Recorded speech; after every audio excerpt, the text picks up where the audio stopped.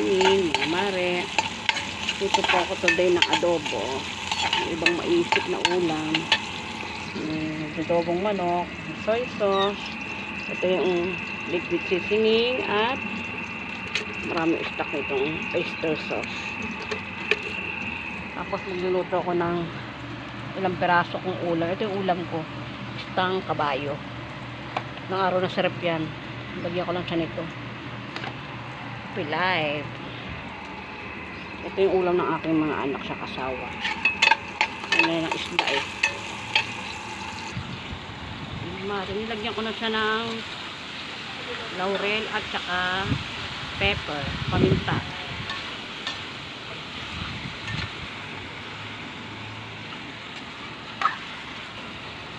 Ano lang, timping adobo lang. Dapat nilalagyan ko siya ng egg. Kaso nga lang, bago naisip ko. Char. Napakaluan ko muna siya sa suka. Gamit ko, dato puti. Ay, surface pan pala.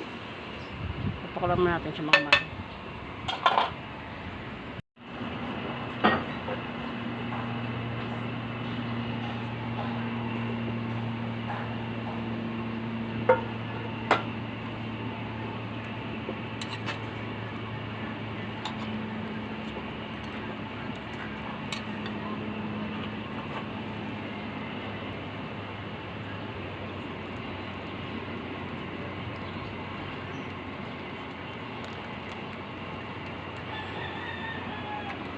Lagyan ko sa mga mare na liquid seasoning para mas malasa siya.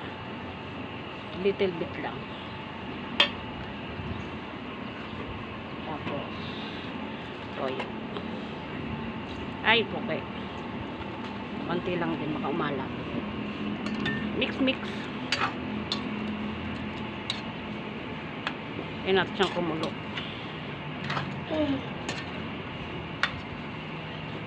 Gusto ko sana sa adobo mga mari. Manamis.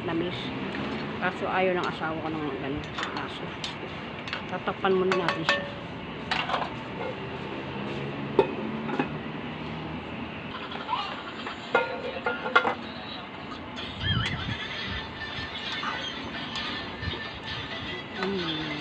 Yummy. Malapot-lapot na siya mga mari. Yung adobo. Kain po tayo.